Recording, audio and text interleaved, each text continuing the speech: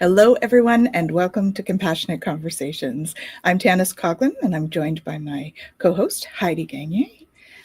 And we are so honored to have three wonderful guests today. Kumar Saha, we have Tyrell, and we have Kerry Durant. Welcome, all of you, for joining us today. We're so excited. So we have an interesting topic today. We're talking about dementia. So first, let's tell us a little bit about just a short bio for each of you. Let's do that first. So Kumar, do you want to tell people about you?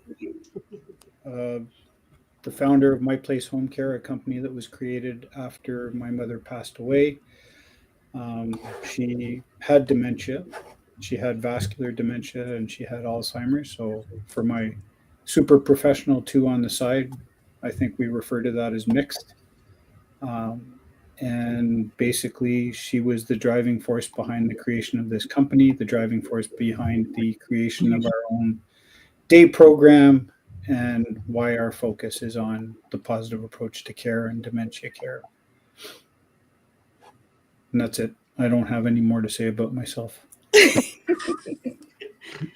Okay, then let's hear from Karen Tyrell, please. Well, hello, everyone. So it's been my passion for 30 years now, working with seniors. I knew at a young age, and I have been very keen to want to help those who are affected by dementia and as well as their families. And so my background is in gerontology, but it started in therapeutic recreation. So I worked in long-term care homes, but I started my company, Dementia Solutions. It's actually called Personalized Dementia Solutions in 2009 when I moved to BC, and I've been helping families on the dementia journey. And I even helped on the design team of the very first Canadian Dementia Village here in BC. Yes, I read that. That's Awesome. amazing. Yeah, so much. Those look so amazing. I watched the video of it. The virtual tour of the village is beautiful. It's amazing. You have to be there to watch them walking down the pathway, coming to the community center. It's just so incredible. It's such a good feeling. I think, Heidi, we should book a flight and go. Okay, sounds good. Road trip. And Okay, maybe not a road trip. My It's kind Place of Home Care. You see, there it is. I was waiting for that part. I had a different idea. I was going to get Karen to come this way and help us develop something in Ottawa. Oh, well, there we go. I'm all for it. She said we need to be there in the village to see how they react. Inspiration. Yeah. It's for inspiration. Yeah. And I can share with you what it's like when I go visit. Okay. All right. I think that means we're not going on a road trip. Guys. I'll fly, you drive. Oh, Okay, actually, that'd be pretty fun. Good. Can you imagine us all in one car? We could get a van. Okay. I'm sure you can. Hire a driver. and a Sorry. videographer. Yeah, it'd be a great trip. Be a You podcast. See? Kerry, tell us a little bit about what you do, please. Okay, so I've been nursing for a long time. I graduated in 1981 and I did many different types of nursing. I really took a liking, I think, to dementia due to the fact I felt there was so many caregivers out there that just didn't know what to do. And then through COVID, it got so much worse. And being a director of nursing and seeing what's going on, I just said, no, I'm just going to start training these caregivers to know exactly what they should be doing or give them really, and some behaviors are very hard to deal with, but it's getting them to use their, approaches and, I was telling Heidi, like I had a person wielding a knife in the dining room and all my staff standing in the corner. 2 minutes later, I had the knife and we're going for a walk, and it was, it doesn't always work out that way, but it was just trying to get these people. And then when those people in that home were left alone and abandoned and anyway, but I just wanted to get in there and train people and let them know that these people, are still a person in there and we need to help them and help the caregivers get that through to them as well. Yes. So yeah, I live in Ottawa. I'm 3 children and I have 4 grandchildren. Awesome. Right. Yeah, but Congratulations. this is I think my passion, like Karen had said.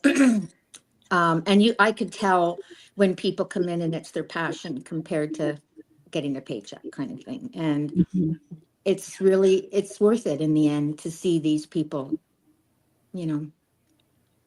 but that's me. Awesome.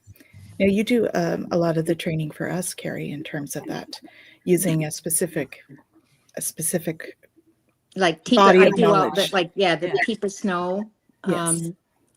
And it's been amazing. And, I've met Tipa and gone to some of her conferences here in Ottawa. And That must be She's- inspiring. she's a funny lady and she makes it fun. I think that's the whole thing. Like my daughter had taken dementia course at Algonquin at one point, and she says, "Mom, you can't make dementia fun." I said, "Oh, I can." Yeah. Training just to help Awesome. them get through it, So You know, anyway, I think it's all in the way it's taught too. Yes, Mhm. yes. I did take Kerry's training course as an employee of my place home care. I did take the PAC course, and I took it when I had only been with the company for a little while, and this is my first job in the health field and in senior care.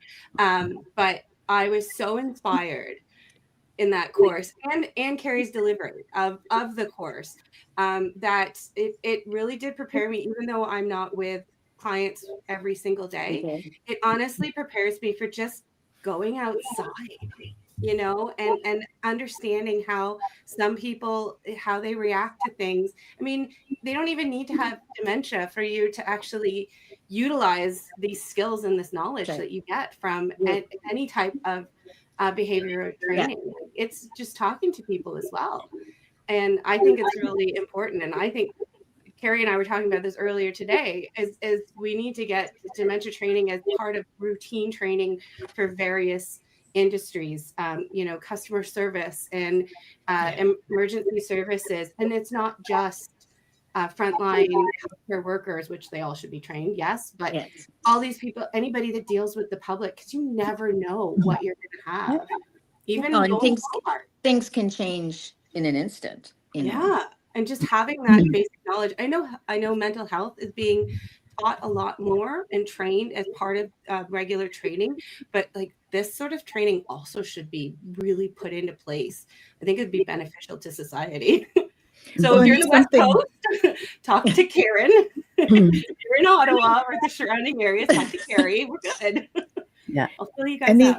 we could also, push for governments to put it as part of the accessibility for Ontarians. Yeah. That's a Training, good, right? I mean, because I even was putting a lady on a stretcher not long ago with dementia, and the paramedics have said, "Could you come and train us?" Because he says, "You made that so easy," because she was acting out and everything. And I said, "I'd love to." Because they Yeah. don't, he says, we get a touch on it, like 15 minutes kind of thing. And he says, "You wouldn't believe how many people with some kind of dementia that we see or have to pick up because they're out of control." Mhm. Yeah. So Probably due to delirium. more that's than right. anything. Exactly. Yep. Yeah. Yep. And how do you deal with? I mean, part of the mental health training too is, of course, dealing with people that have more violent tendencies in terms of being aggressive, and of course, we do see that with dementia as well, depending on the type and where they're at in their journey. That's So- right. And I mean, if you can show your staff, like I always try to show, if they come up and attack you, what do you do? Because it happens so fast. I had one PSW and the resident came and did that. She quit that day. Said, "No, I never want to work in dementia again." Turned her right off, but she hadn't had the course yet. Yeah. Knowledge is power. That's That's right. It right. is. People have that power under their belt. They feel more confident in their role and they won't want to run away. That's right. 100%. Actually, so there is, I remember in Kerry's training, and Teepus knows the positive approach to care is you want to live in their world. So if anything is happening, if they are seeing something or they're feeling something and they tell you, okay, let's go with it. I've seen a few TikTok and reels on Facebook on a woman that is how she is taking care of her loved one, and she wanted to go for a walk and go back home, and she's like, okay, well, let me get my boots on, I'll come with you, it's more fun when we go together, and she's like, but I need to go put my coat on, maybe should you get a sweater? Let's go get a sweater, you look really nice in that red sweater that you wore the other day, let's go put that on, let's get dressed and we'll go for a walk. Got her back in the house and then distracted her with something else, and the issue was taken care of. And I'm like watching this, like, this is amazing, and more people need to do this. So living in their world is a fantastic term. And I was researching, and I was reading up on your website, Karen, about therapeutic reasoning, which I just love this term. I think this is a fantastic term. I like that. Yeah. Sorry. Because I found from reading your bio, Karen, you are a great educator of like family caregivers, and you help them, and it's their parent, their uncle, whatever. But the whole thing of, it's not really lying to them when you're helping them to feel comfortable and calm. And so can you tell us about therapeutic reasoning? I'm really curious to hear about it, because I think it's fantastic. Well, it's similar to being in their reality. We need to go where they are. And so if they do think that they have to go home, like this other woman, most families think they have to correct them and say, well, you are home. Right. Rather than let's get creative. Oh, you really want to go home? Oh, where is home again? What's the address? And sort of start to remember, try to figure out where they are in their life. I call it the memory onion. Maybe they've gone backwards in time. And so so as we were children, we put memories, and we store these memories in our brain, and over time they just grow out to the outer layer. And some people will go back and they think they have to get to work, or they think they have to go home to mom and dad. So I like to find out where they are, and to kind of, who's at home? Is somebody waiting for you at home? What do you have to do when you get home? I really like to go deep into asking these questions instead of saying, well, you are home. I'd like to figure out where they are, and then we can tailor our approach and use some reasoning that would be therapeutic to them and keep them calm and keep them happy, which as a result will keep you as the caregiver calm and happy. Exactly. And so harmony is my goal for everyone. But I think that's an important point, that when we get, as caregivers, if we get all anxious, they're going to as well. Yeah. There's mirror neurons that will take effect, and the mirror neurons, they're going to watch you. And if you start to laugh, they may not know what they're laughing at, but they may follow you. And that's very common in more advanced dementia care. And so certainly we want to show positivity all the time, because that will be mirrored. So it's funny, I was scrolling through Facebook this morning when I was having my coffee, and a post, honestly, I don't know, I can't remember who had posted it, but it was a gentleman, and it was a picture of his mother, and she's sitting in a chair, and she's probably in a long-term care facility. And he wrote, my mom has Alzheimer's, but she was an award-winning teacher for 30 years. Lately, she wakes up and gathers things to go to work. Her morning nurse started giving her printed emails to edit. Grading papers is her new joy. I thank God for her and her caregivers. Joy is always possible. I was like, that's excellent. Beautiful. You gave me show up on my goosebumps. Facebook feed. That's awesome. But it's just emails. Yeah. How creative, how outside the box thinking is that? And she's happy. That's right. And she feels like she's accomplishing and giving back, or in her own mind. And still who she has been for 30 years. Because I think we forget that. It reminds me of the gentleman who was such a businessman, and the son just gave him a highlighter and the newspaper. Okay, Dad, I want you to highlight all the important business stuff we need to talk about for today. And that was his job for hours after breakfast. He would highlight, and it was really it made him feel good. And I love that good feeling as part of my therapeutic recreation background, is giving these people meaning and purpose in their day rather than just sitting there, I'll do everything for you because you have dementia. It's not the right mentality. And you want to be able to let them accomplish what they still have left and encourage that. Yes. Where, you know, you see so much. I said, well, no, let them do that. Oh, well, it takes too long. I don't have time. I said, you need to let them feel, you know, that they are participating, and it makes a big difference, you know, but some of them just get, oh, well, I've got 16 people, you know, and I said, I understand that. Let me know if you need any help. I'd be better off to go help you and make it better than have behaviors. Yes.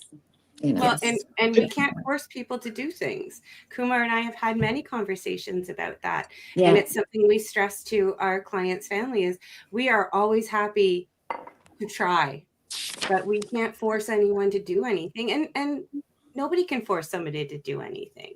But we can get creative. We can That's get right. creative, and the end goal can occur. Yes. The end goal of the definitely. task is complete. However, it's not always the way we think it should go. And I mean, when you force them, because I've seen it in staff, then you end up with worse behaviors. And if they get that bad and they go, you know, hitting and stuff, then it's either medicate, you know, till the end, or you move them to long-term care or whatever. And that's not what they want, or not what the family wants. But like you said, it's being creative. So can I just jump in for 2 seconds? Sure. And we're Well, talking about behaviors, we're talking about therapeutic approaches, we're talking about all that great stuff. We're talking about living in someone's world. What may be beneficial is if I take my mother as an example and I throw some of those behaviors in front of you right now, and you share with people what you can do, to what a strategy could have been that I could have implemented at the time. Because I'll tell you, if I knew then what I know now, it would have been a whole different game with my mom, right? Yeah. So, example, what's their name today? Today they're called Ontario Health at Home, would send in a PSW to give my mom a shower. My mother would refuse the shower. The PSW would not have necessarily the ability to get her to take a shower. She was just adamant about not having a shower. And I'm curious what people can do in that instance. And I'll throw it to Karen first and then to Kerry after that, if I can. Well, for me and my book, Cracking the Dementia Code, when we see a behavioral situation that's related to dementia behaviors, I always like to have people start with asking why. Mm-hmm. You have to start with why. Why is she refusing to have the bath, the shower? For everyone, it's going to be different. It might be modesty for some people. It might be, I really don't need one. I had one yesterday. Belief. It might be, I don't like this person.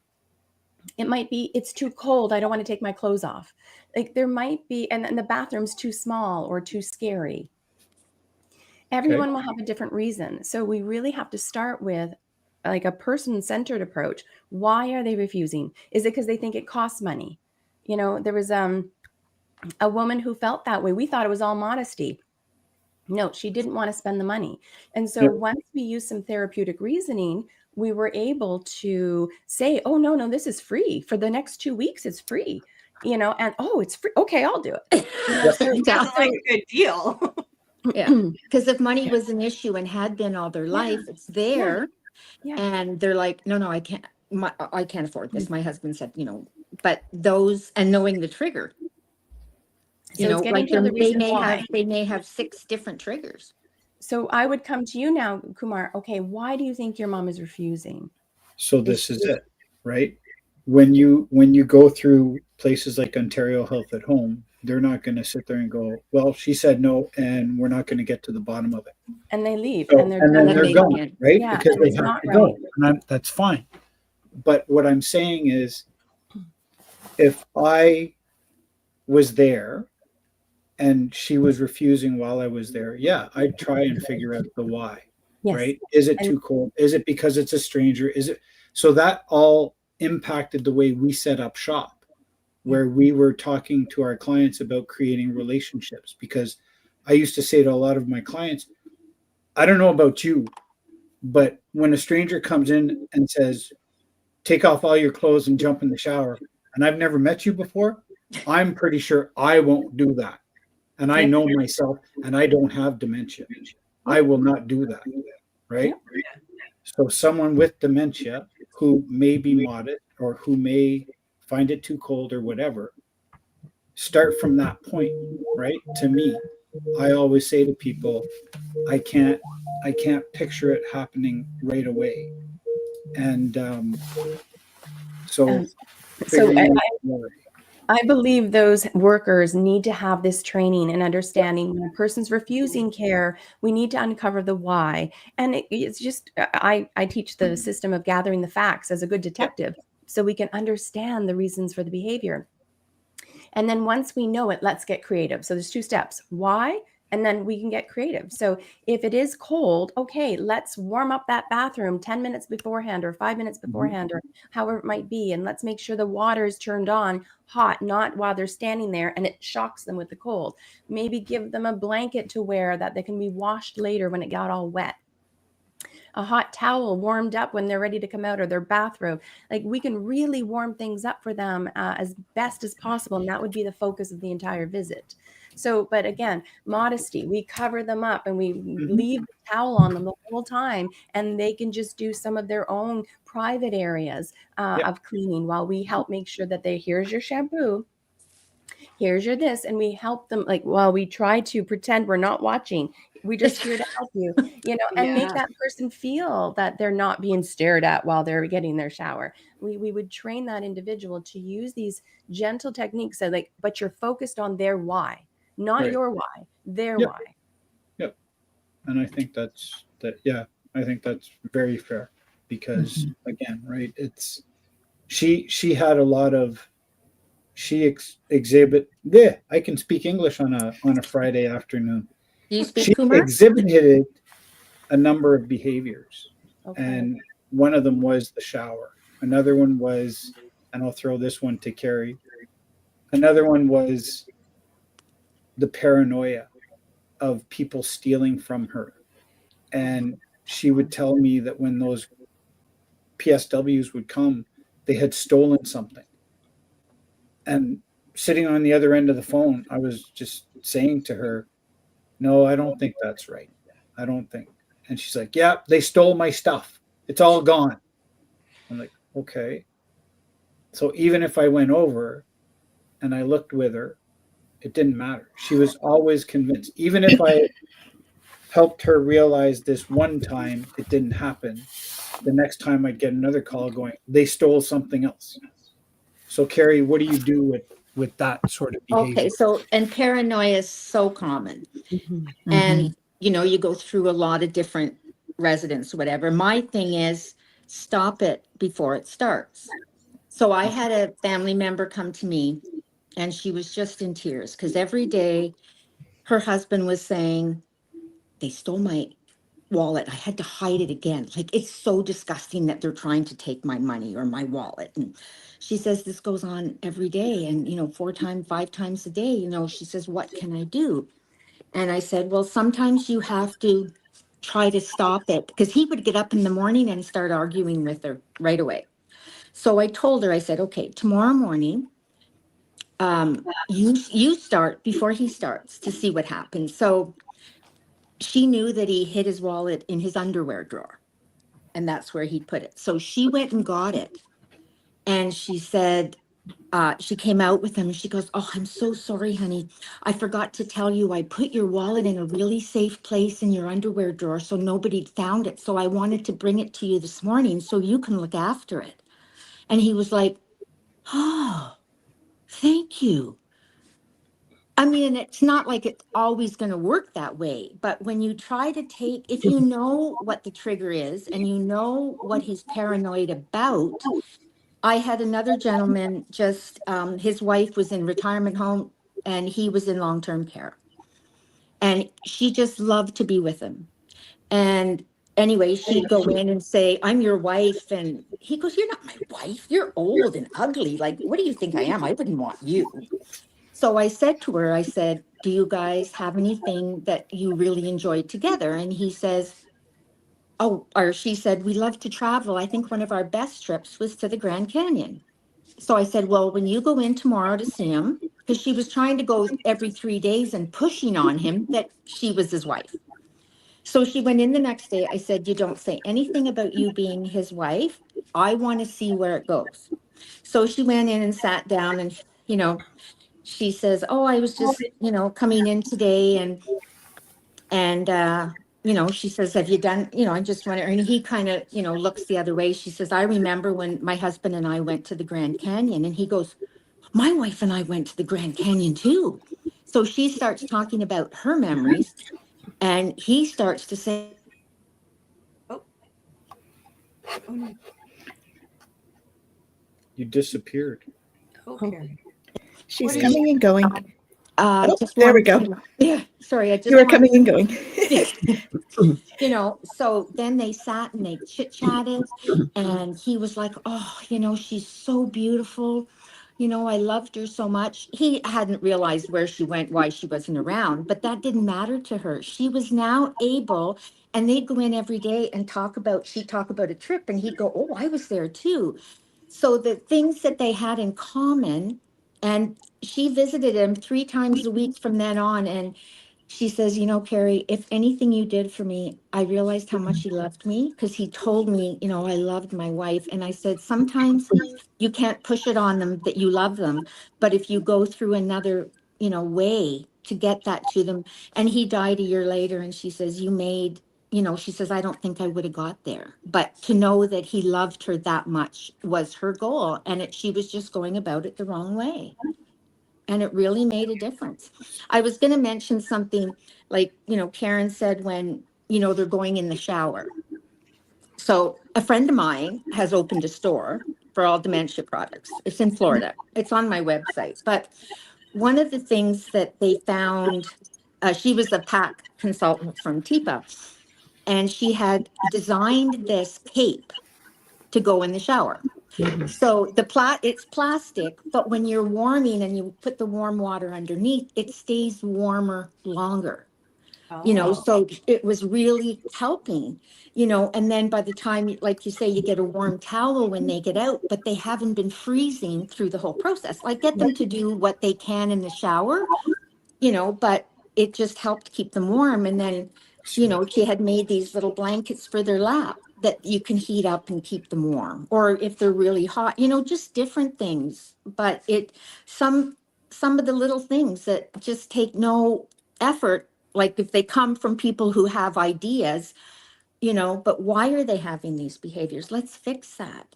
Think where they are, Sorry. So here's a question, same question with regards to paranoia, but from Karen's standpoint, we have someone that's joined us from Lynnwood, Washington. So let's pretend that this person from Lynnwood, Washington has a parent who is in Ottawa, and their parent is calling them 6, 7, 8, 9, 10 times a day while they're at the office, telling them that someone is stealing all of their things. Do you have a suggestion for that person on how to deal with that loved one from a distance? Well, I'd like to get in there first to really get to know I the was full just going to scenario. say that. You got to get to know everything. I only have a little bit. I only have a little bit. But for me, all I can think of right away is that that person who keeps calling their family member in Washington is so their unfortunately dad. It didn't apply to her. I'm just saying you're just she's making from there, and I used it for a distance. I'm just saying, and her father passed away, so I'm very sorry to hear that. This is what we're responding to here. Yeah.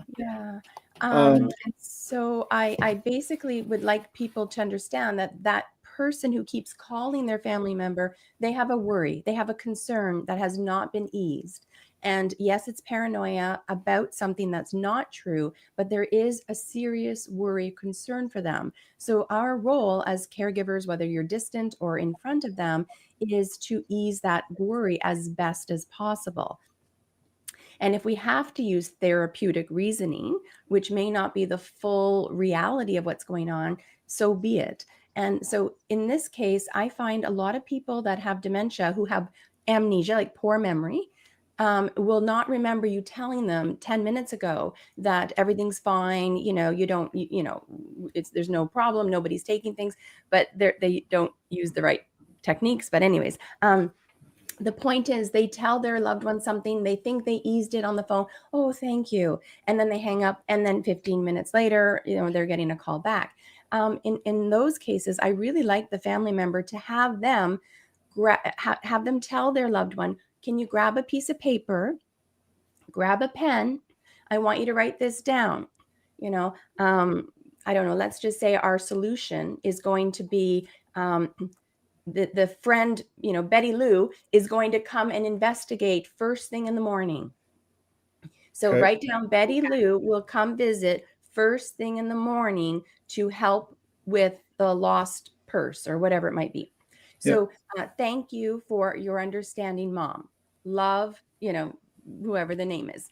And so get them to, it takes a little time to get them to write it. And what do I say again? Write it out, Mom, because that time you're going to take is going to save you from all the phone calls for the rest of the afternoon or an evening or full day. And then that note will stay present in their environment that they can reread over and over again. And now there are other creative solutions. Sometimes when people are calling, the loved one is working and they can't answer all the time, and it puts mom in more of a panic. There are these devices where you can have it installed in the home, and they can actually from their smartphone say, hi, Mom, I noticed you called. I'm in a meeting. Everything is taken care of. I already called the bank and it's all taken care of. So have a good day. And it press send and it comes out automatically from a device that's displayed in their home with their person's voice. And this, so they don't have to get on the phone and try to explain it. So it's an idea to kind of give that reassurance quickly, but they might have to go send or have pre-programmed messages. Mom, everything is fine. I'm just busy working. Mom, I'm okay. I'm just working, because maybe they're panicking that they're wondering where their daughter is. So this is a little device called the Talkie that can be implemented in someone's home. And it has been successful for those families getting 100 phone calls a day. Boy, I wish we had the Talkie about, I don't know, a decade ago or longer. When my mother was calling me 6, 7, now 8, we 9 have it now, times a day. Kumar, and we can send you messages every hour. I won't call you. I like that. I like that a lot. I think that's a really good idea. We touched a little bit on people with dementia who exhibit aggressive behavior, and Kerry touched on that. What were some of the others that she did?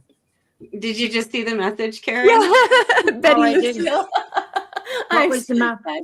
Her mom's name was Betty Lucille. I just made it up, Betty Lou. I didn't get a message. Today was Betty Lucille. Oh my God. You're intuitive, Karen. You're very intuitive, Karen. I just made it out of the blue. That's Blue, there you go. Well, we're going to use that now, right, Betty Lou? Betty Lou's the one. Yeah, she says you can't make this up. No. You can't make this up. So true, eh? And I mean, if for some reason, like even the Talkie sometimes wouldn't work, you just like Karen said, you be creative. And there's other things that could make it better. You just have to keep trying because everybody's different. And it was, I remember when she moved from her actual home to a retirement home, she was in independent living for a while because she figured she'd be okay. And then she ended up going closer to the nursing station on the 3rd floor where they kept people who required more care. And every morning she'd come out and she'd turn right and go sit in a chair and watch people go by. When we moved her into long-term care near the end of her life, she would get up, walk all the way, turn right, walk all the way to the end of the hallway with her walker and sit down on the walker and just wait there. And people were looking at her going, what is she doing? And why is she doing that? And then she wants to, and it's a lot of muscle memory that's happening. That's something that she used to do on a regular basis. That's right? right. So when I finally put 2 and 2 together, I was able to sort of tell them at the home that's why they were doing it. But then she lived on a lockdown memory unit, and they would medicate people beyond belief in that home. And I'm not telling anyone what the name of the home is because that's just something that happens. Kumar, that's a lot of places. And I Yeah, know and that's what I'm saying. we tried to make changes over the many years, but when COVID hit, the statistics here in BC alone, the numbers of antipsychotics increased after COVID. And it wasn't the way before. The goal before was hugs, not drugs. Yeah. Oh, I like that. It's Yeah. happening everywhere, but I believe it has to start with everyone who works, as well as families, have to believe this sentence. There is always a reason for the dementia-related behavior.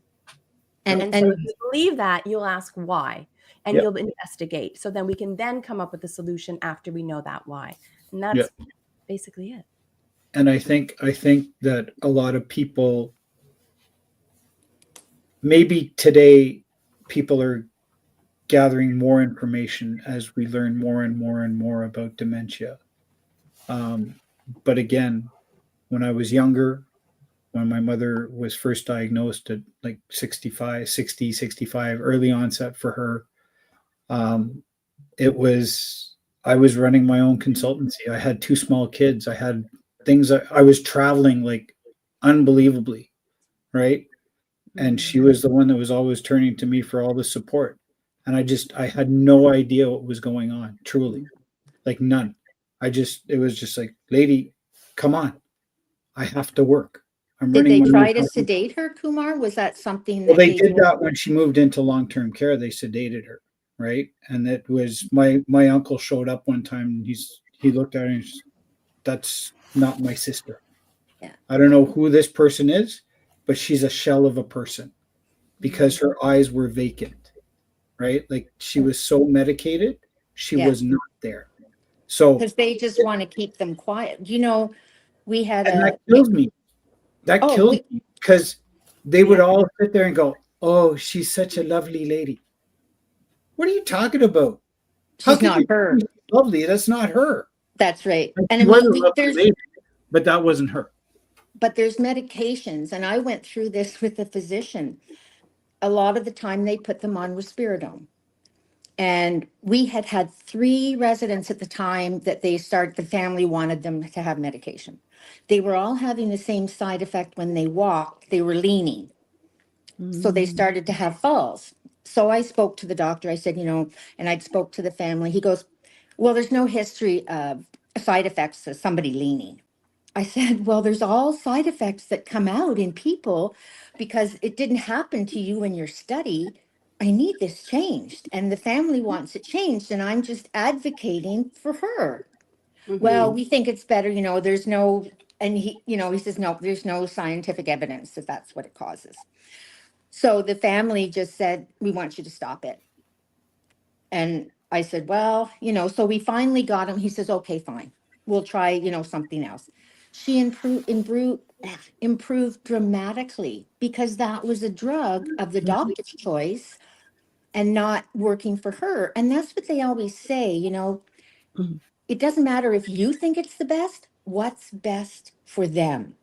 Because it doesn't necessarily mean what you think is the best doctor is going to work.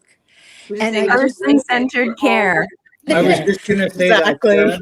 I was going to refer back to Karen on What person-centered did you say, care. Karen? I said person-centered care is what you're That's saying. right. Yeah. But you see, a lot of them 100%. don't have, like I'll say to them, different things, and they'll go, oh, I didn't know that. How did you find that out? So then he used to call me and ask me questions.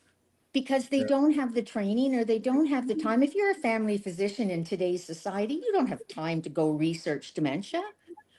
You know, you got 1,500 to 2,000 people on your caseload, you know.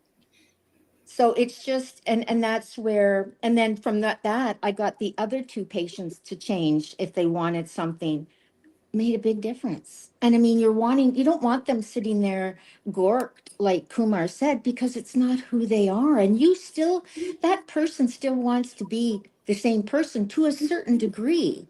Yeah. They're still But there. if they're not there, there's other options that you can try. But the doctors, oh no, that's what they say is the drug of choice. I said, well, it may be for some, but not this one. But why? So this is, you know, I get it. I understand that there are limited resources. I understand what it's like in long-term care and when in retirement homes and everything else and where you're looking for care. But there's always, like Karen said, hugs before drugs, right? Mhm. And that's really how we try to do things with our clients. And I Mhm. think that's clear across the board for all of us with what we Mhm. try to do when it comes to dementia care. We've seen you the were, effect. well, and you were in our talking about training, right? We have actually started a conversation with a group of occupational therapists where Yeah. we're going to go and do workshops with them.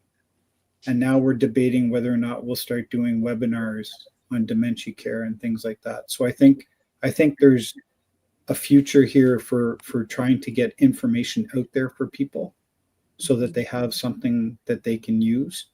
Kerry and I are also doing a workshop series with one of the retirement homes that has a memory care unit, and you'll see that up on our Facebook page.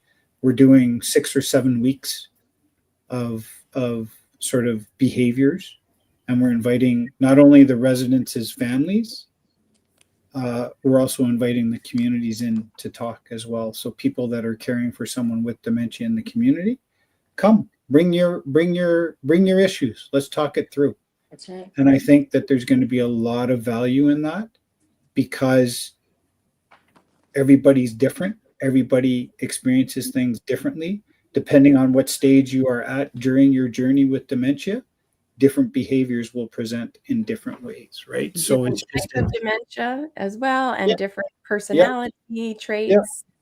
Oh It's yeah, so- all these factors. and that's what's going to make this so incredibly valuable in my mind for people. Mhm. Is I that just want to, it'll be okay, we'll talk about behaviors, but it will be that open back and forth discussion where, my father does this. Okay, well, let's talk about it. Let's get to the why your dad does that.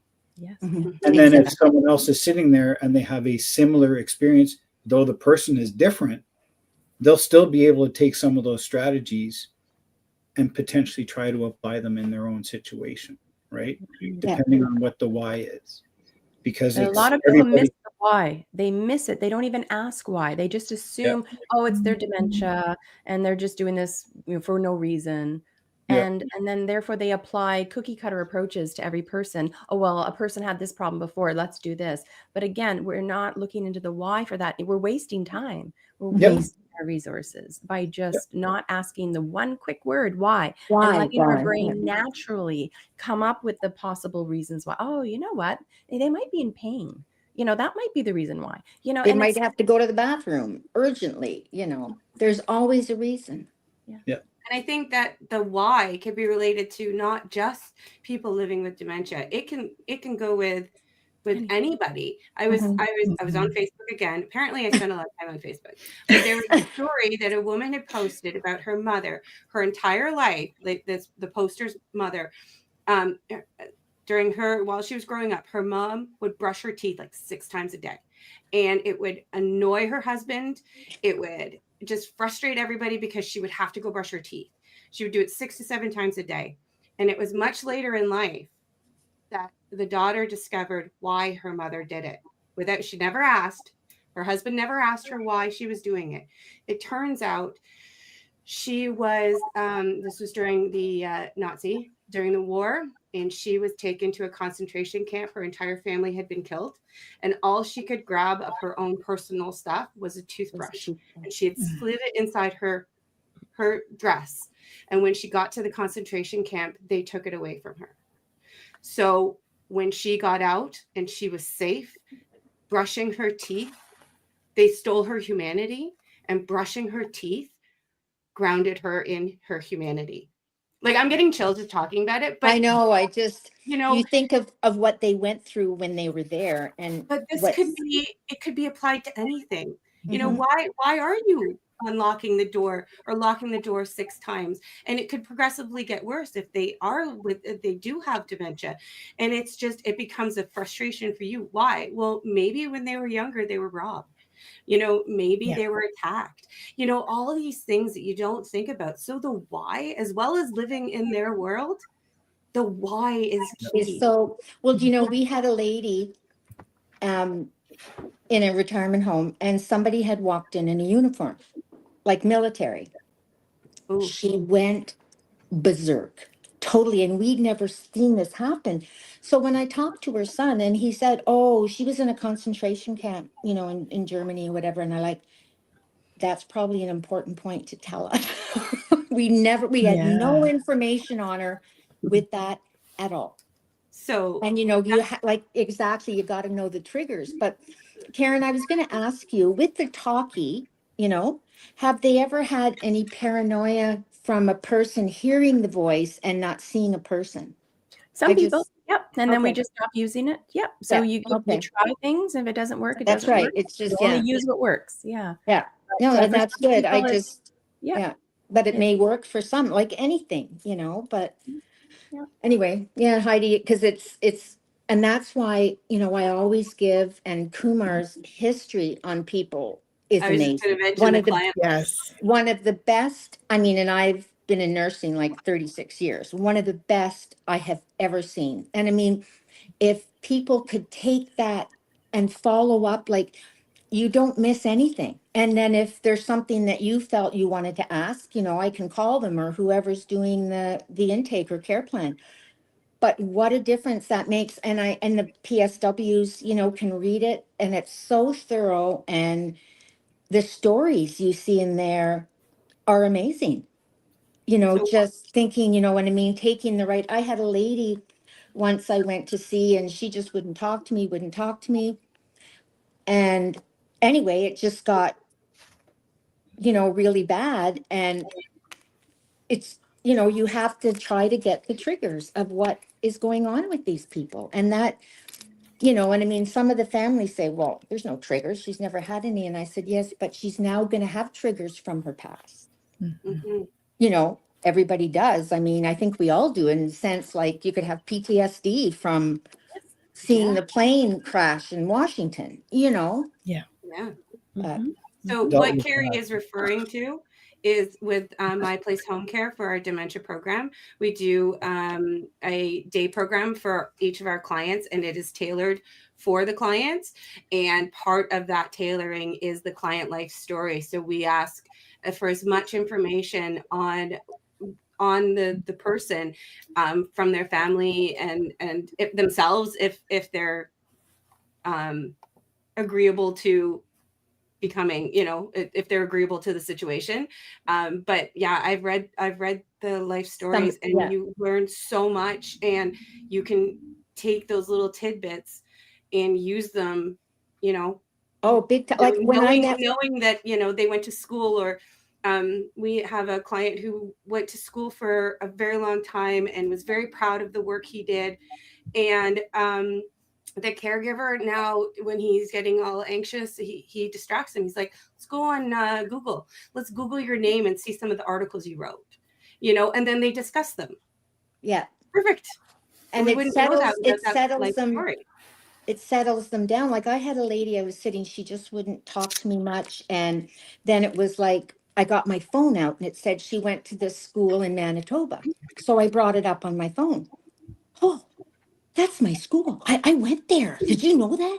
And then there was a landslide and a flood in 62 or something. And she says, well, I remember that big flood. So we brought up some pictures. And she says, I don't know where you got this gadget, but I really want to get one.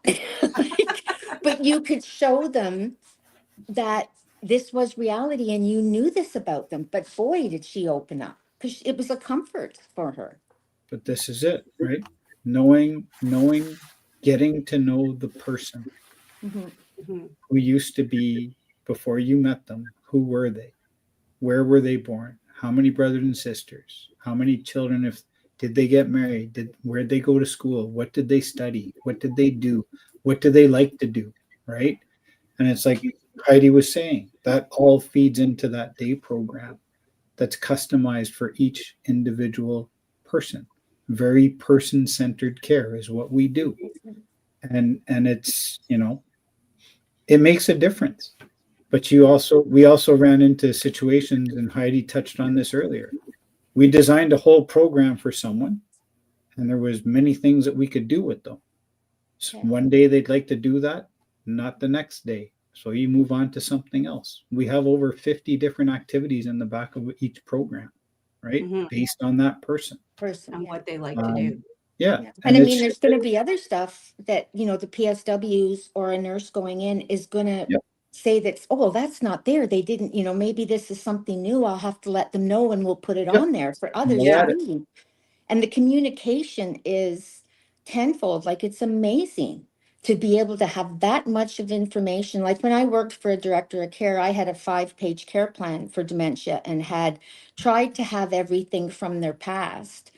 But, they're filling this out or doing it. They may be, oh, yeah, I forgot about that. Or, so you're always learning new things. Well, and it helps the negative triggers.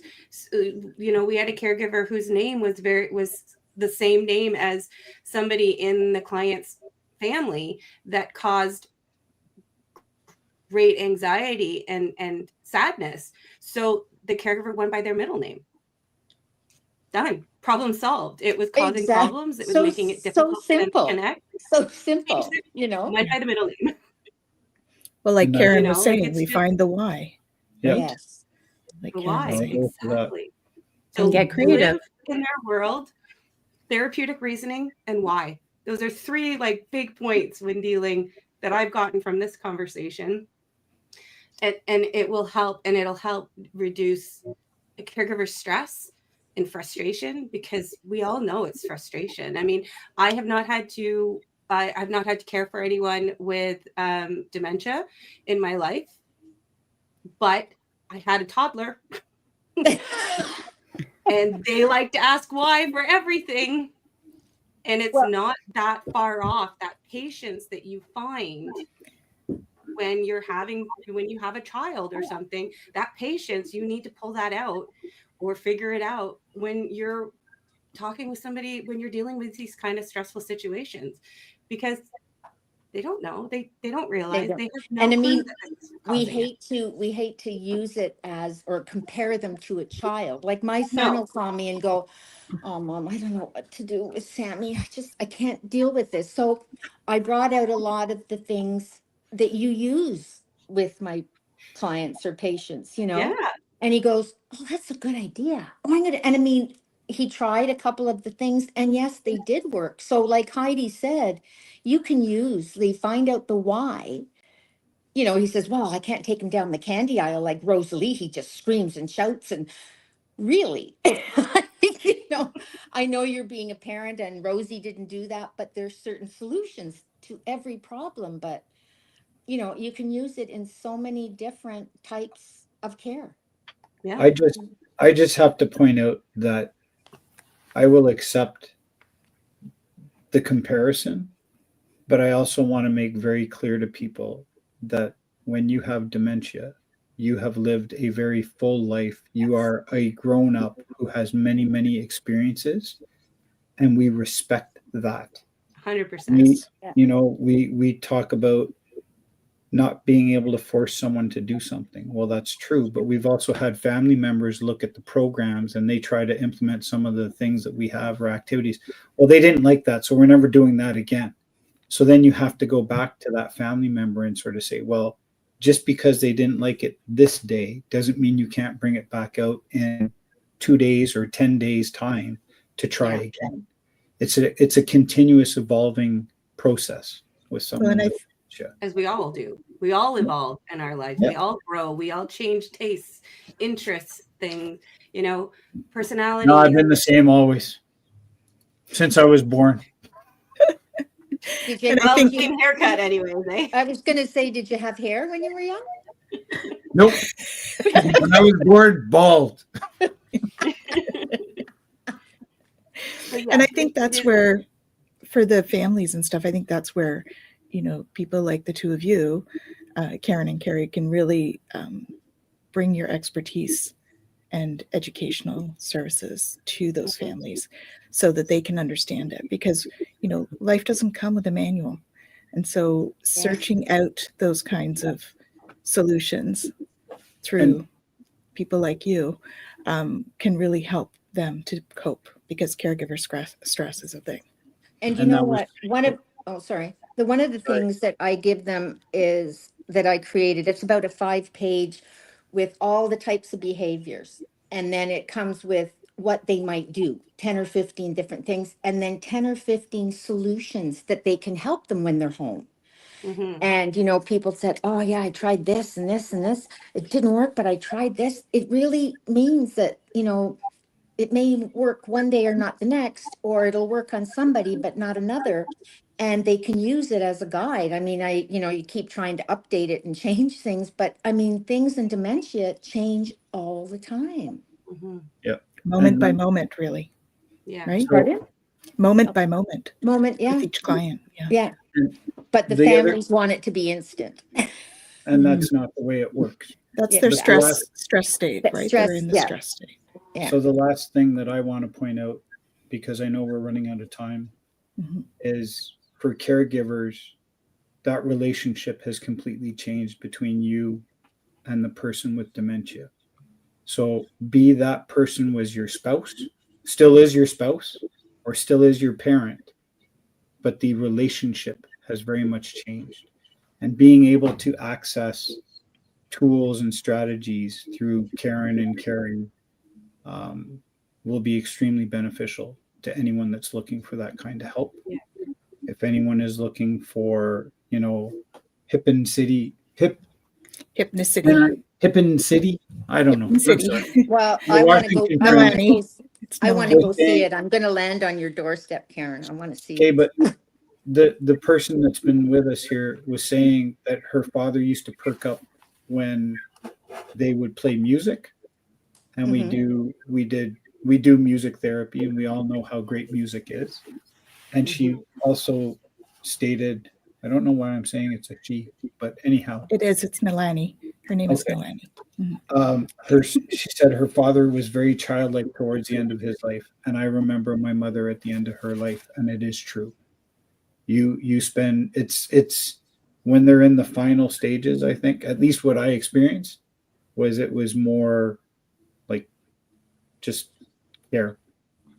The person was very much nonverbal, and it was all through touch, and it was you had to try and figure out what it was that person needs or needed. So yeah, And holding space at that stage, right? Yeah. Holding space for them to just be. Yeah. so that's yeah. Okay, I'm And gonna still stop talking. maintaining the memory of who the person was, and that would be hard at this stage, watching that happen, and then And that memory being the forefront for anyone. That would be difficult that's the to thing. manage. Yeah. That's the big thing, right? Is you remember all who they were and everything else, and when you're coming down at the end, it's just like, okay, great, thanks. And it's not.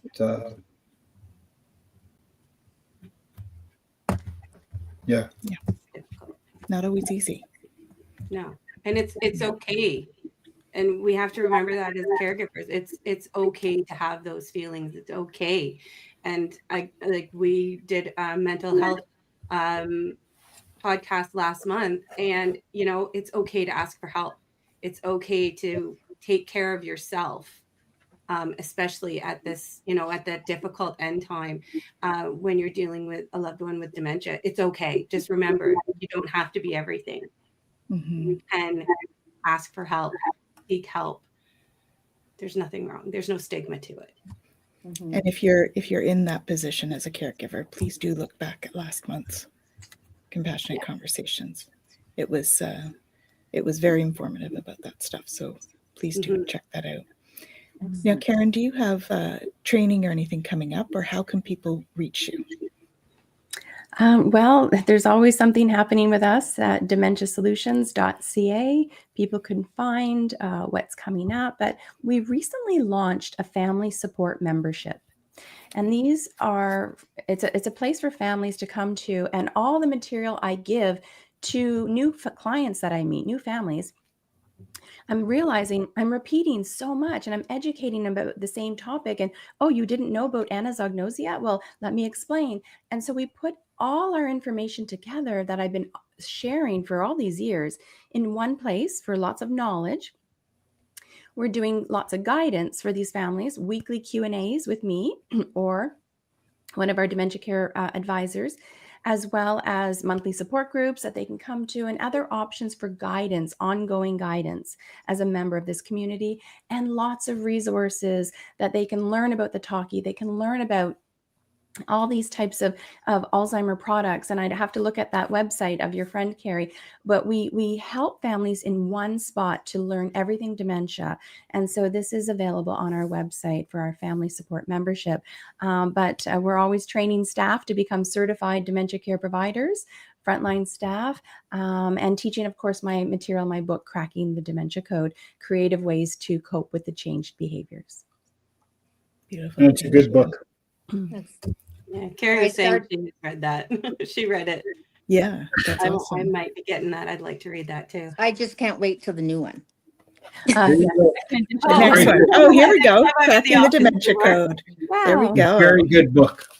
Awesome. We try to make it practical and, not as much fluff. Like, unfortunately, I try to get right to the point for people. And I wish I could make the book fun and exciting, but it's hard in a book. But in our live presentations, we try to make it enjoyable and not so scary, of course. But, I want to say thank you for the good work you're doing in Ottawa, because families need more than what the government is providing. And so these private organizations that can come in, get to understand the person they're dealing with, come up with the why when there are behaviors, and then getting creative, brainstorming with the family, how we can handle this. If I was in their shoes, what would I want? And you as a team are coming up with these ideas and the day program options. I think you're doing a fantastic job with your services, but this Compassionate Conversations podcast is also very helpful to get the education out there. So thanks for what you're doing, folks. Thank you, Karen, for all your insight and info. Yeah, it's great to have these kind of connections, right? And have the joint conversations around solutions when we find the why. Yeah. Kerry didn't want to talk about herself again. She just jetted out. It disappeared. I think it's a technical issue. But Kumar, did you want to say anything on closing? All I have to say is I think that both Karen and Kerry are incredibly well-versed in dementia. The fact that Karen has an online community for people is incredible. Kerry is an incredible source of information.